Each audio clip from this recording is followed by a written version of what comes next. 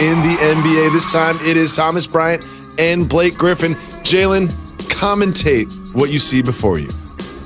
Well, Bryant trying to get position on Blake Griffin. Blake Griffin doesn't want him to get a layup. Blake Griffin has a guaranteed contract, been playing a lot of years, and he uses his body weight against him, and he throws him down, and it is hold me back after that. And you know, right now during COVID, y'all got to put on some masks. Y'all going to be getting that close now.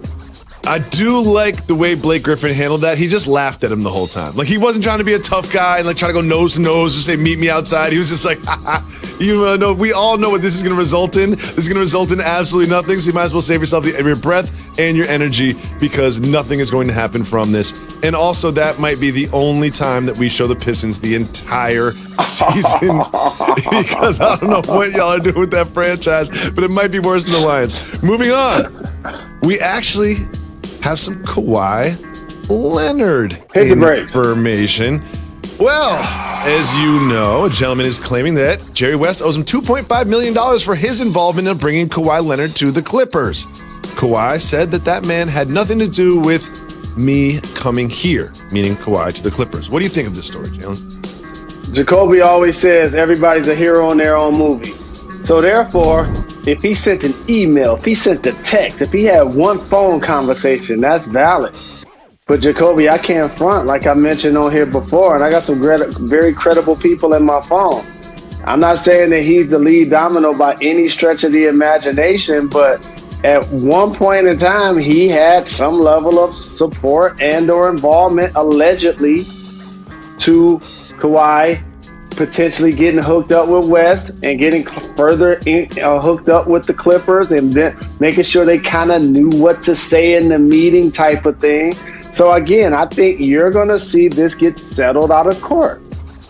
Well, Jalen, since you quoted me, I will quote you. Whether it's 1% or 99%, he probably had some involvement. Where it falls in that spectrum, we will never know. But it's somewhere on that spectrum. And if he had some influence, or if he even gave him Uncle Dennis's number or told him that maybe Paul George was a possibility, even if it was 1% of influence over Kawhi Leonard coming to the Clippers, you will see a settlement happen out of court. Number of teams that they would discuss a potential trade with beyond the Nets and the 76ers to other contenders. And we have word that the Sixers would be maybe kind of sort of willing to part with Ben Simmons in a package for James Harden. Jalen, what do you think about those two updates on James Harden's future? I love those updates and that professional reporting. You remember when the Washington Wizards came out and said that they weren't going to move John Wall, and then you look up a couple of weeks later, they moved John Wall. Yes, I knew James Harden was getting moved on the basketball floor. When he returned, they won the tip, and John Wall crossed half court with the basketball. Trust me, for a guy that's led this league 3 straight times in scoring. You know, the only other guys that do that consecutive seasons were Gerd, the Iceman, MJ, Ernest, and Kevin Durant. Like, he's in that category. He's a fantastic offensive weapon, Jacoby, but he just handled his trade request improperly with the squad. You're supposed to come back, be on time, be in shape, play top basketball, and then now the other squads like Philly and or the Nets that you put in pole position, they can try to grab you. Now they've opened it up to the rest of the league. So Pat Riley on the phone now and other people that's trying to sniff around to see if they can get him. And so it's going to be interesting to see how this plays out, but he'll definitely get moved. One thing I find interesting about the 76ers being willing to part with Ben Simmons is this quote from Daryl Morey. Do you remember him? Like Tommy Shepard before him said, "We are not trading Ben Simmons. He's an important part of our future." Jalen, if they end up trading him, what does this look like for Daryl Morey? So apples and oranges, even though they seem like they're the same. When you're Washington and you're a team that didn't make the playoffs, and we know Bradley Beal and Wall didn't ever see eye to eye the way they should to maximize their talent. And we talked about John Wall's offseason and how once, he was videoed that I felt like that was going to be his exodus from Washington. This situation is vastly different. You bring in Daryl Morey, you bring in Doc Rivers for validity to your audience and to your fans. So Ben Simmons is a young prospect, Jacoby, that's been an all-NBA player. So you got to be careful when you speak into the microphone because you're earning the trust of the people and you're earning the trust of the locker room. And if you say you're not going to move Ben Simmons, you can't necessarily jump up next week and move Ben Simmons. Because a lot of his fans and a lot of people who don't like the move, they're going to, A, not necessarily trust your word because you just lied into a microphone, because it's sometimes your job to do, but B, you could just avoid the entire thing and say, we love what we're doing right now. We're trying to build on what we have. And if the best deal approaches, we'll deal with it. But when you say you're not going to move him, there are most people and people in your locker room that heard that he's not being moved. So either we need to listen to what he's saying and he's not going to be moved, or we're going to look back and feel like we were told a lie. Well, honestly, the Simmons plus some pieces for Harden deal seems like on paper it works for both sides. We will see if it happens, but I don't see any other natural dance partner for the Rockets to move Harden aside from them. Moving on to last night's. If your audible call is Damian Lillard, don't we expect a Hail Mary? What's this running business? I don't know, but as long as you get something. They got a great run. A long-range shot? You know what it was? They got a 30-yard run off of it, and he shoots from 30 feet. Yeah, if you got a play called Damian Lillard, something great happened. Something about to happen. All right. We'll give it to him. We'll give it to him. Well, Dame tweeted, he said, they know I'm watching, 20-yard gains. There so we go. He approved. Yeah. Okay. Boom. That's not bad. You're an Oakland boy. Yeah. You got your former Oakland Raiders. Absolutely. He raps, welcome to the jump. I am Rachel Nichols. I might cry because I am literally alongside, not over screens, not from their homes, alongside NBA champ Richard Jefferson, 2008 Finals MVP, Paul Pierce. Malika Andrews is going to join us shortly from New York for our Nets preview segment. Also coming up, we will share the details of the NBA's investigation into the Clippers' recruitment of Kawhi Leonard in 2019. Stick around for that.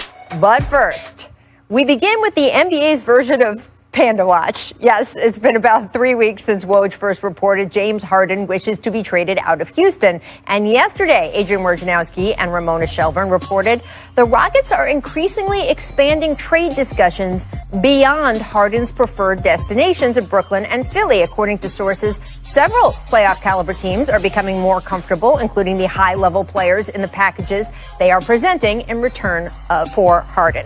Now, by the way, Harden had a great showing last night's preseason game. 20 points, 9 assists, 7 rebounds, 27 minutes of action. Richard, nobody doesn't think James Harden can't play, right? How quickly do you expect them to move him, or how much longer would you say he's going to be a Rocket, if I phrase it that way? Well, I think it's a good sign that they're opening it up. Like, I think when you limit yourself to 2 or 3 teams and you don't like it, and it's like, look, James Harden has, I believe, 2 more years left on his contract. So you're not even just getting him for one. Right. Like, you have an opportunity, and we saw it with Kawhi Leonard. You saw it with Paul George. You see these guys have the opportunity to really kind of convince you that this is a great place to stay. But it's not just like Milwaukee or Brooklyn Nets or Philly. It's like there's other teams that I think they might have an opportunity to convince them. And I think 2 years is better than 1 year to convince a player. When you talk about trying to add James Harden, you have to think about a few things. You know, now that you're opening it up to not only contenders, but how does he fit? How does he fit into our culture? Or if he's not going to a team that has championship aspirations or just a team with playoff aspirations, how does he fit with our young guys? You know, you have to ask yourself these questions because the things you've heard out of Houston, the partying, does it really fit our culture? Yeah, James Harden's a great player, but we're talking about building something here for the long run. Is that really fit with what we're trying to do moving forward? And that's what you have to ask yourself. So I believe he's going to be in Houston for the duration. Oh, wow. Okay. For the whole season? Yes. Past the trade deadline. Yeah. I don't know if I go that far, but I will say this. I don't know if this is going to get resolved quickly, because as much as I think the Rockets we're seeing from Woj and Ramona's reporting increasingly are trying to get a deal done, it really depends on what the marketplace demands. It doesn't depend on how much you want to sell.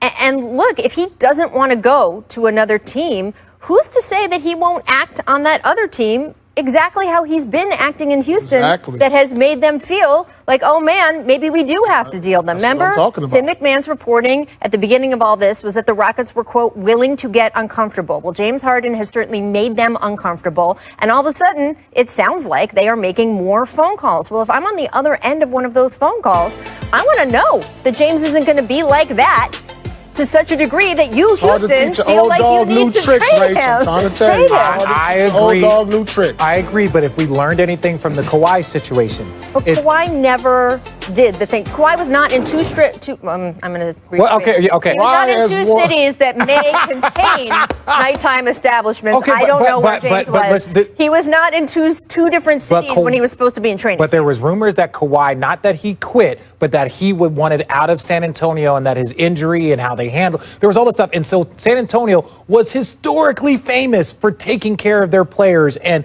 literally extending the careers of Manu and Tony and Tim. So to have Kawhi say it at the time that he did it, you were like, that's not on brand. There's something else here. And Toronto still took that on. And so I'm just saying that people have taken on, I don't want to say controversial, but guys that they weren't sure what they were going to get from or how they were going to handle being in that environment. Listen, Kawhi is a champion. Agreed. He was a Finals MVP. Agreed. And he comes from a San Antonio Spurs culture. But he was trying to leave. So, that's fine. But who doesn't want to deal with a Kawhi? Yeah. You know, he understands the urgency of practice and being on time, doing what's right. He's not a guy you're going to see in the streets. He does his work and he goes home.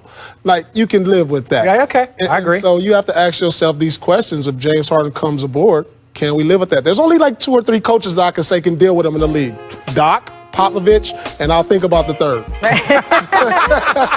Here's the other complicating factor in all of this. The Rockets are looking at what other teams have gotten in trade for guys that they think aren't, frankly, as good as James Harden.